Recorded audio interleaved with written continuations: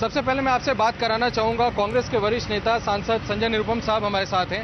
Sir, चिंतन शिविर 2 घंटे में शुरू होने वाला है। किन मुद्दों पर आप चर्चा करने वाले हैं और खासकर कैसे वक्त पर जब जनता इस बात से नाराज है कि डीजल का पार्सल डीरेगुलेशन कर दिया आपकी सरकार ने? देखिए, सबसे पहले चिंतन शिविर में कौन कौन से मुद्दे आपको समझना जरूरी है। पहला विषय है राजनीतिक चुनौतियां देश के सामने, कांग्रेस के सामने क्या क्या हैं और उन चुनौतियों से कैसे निपटा जाए, इसके ऊपर खुल के चर्चा होगी और होनी चाहिए। दूसरा, सामाजिक आर्थिक विषयों के ऊपर चर्चा होगी।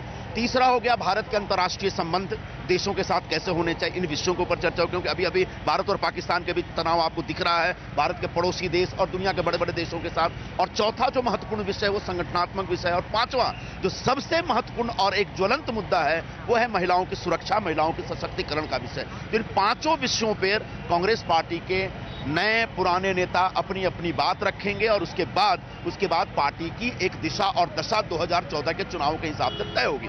रह गई बात डीजल और पेट्रोल की, डीजल का डीरेगुलेशन कांग्रेस पार्टी ने नहीं किया, याद रखिएगा, ये एनडीए के जमाने में हुआ था।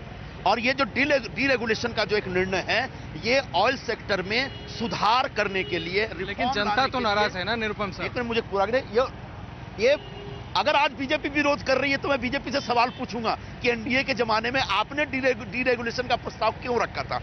मुद्दा यह है कि बहुत सोचे समझे तरीके से अलग अलग कमेटियां बनाई गई कि भाई आखिर पेट्रोलियम सेक्टर से कैसे ये जो तकलीफ हो रही है, बड़े पैमाने पर सब्सिडी बिल बढ़ रहा है, इंपोर्ट बिल बढ़ रहा है, लोगों को भी जितनी राहत मिलनी चाहिए नहीं मिल रही है, क्या रास्ता है। तो एक सुझाव डीरेगुलेशन का आया था। अब रह गई बात भाव बढ़ने की। भाव बढ़ने के बाद किसी को खुशी नहीं होती।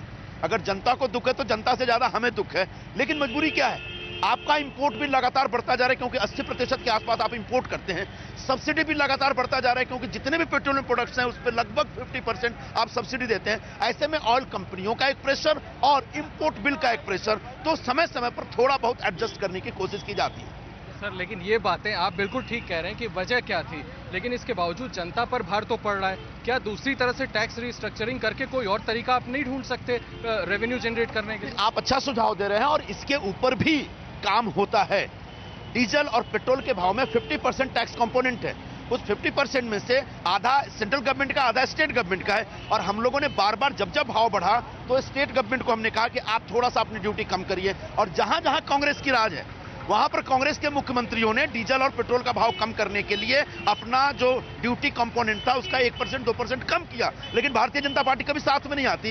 ये जनता को समझना पड़ेगा कि हम लोगों पर भार देते समय थोड़ा सा राहत देने का भी प्रयास करते हैं। यही काम बीजेपी को भी करना चाहिए। एक आप जल्दीबाजी में एक सवाल और आपसे पूछना चाहता हूं। कांग्रेसी कार्यकर्ताओं और आप जैसे नेताओं की तरफ से बहुत लंबे समय से मांग उठ रही कि राहुल गांधी को नेतृत्व करना चाहिए। क्या अब वक्त आ गया है कि देश का अगला प्रधानमंत्री राहुल गांधी को बनना चाहिए?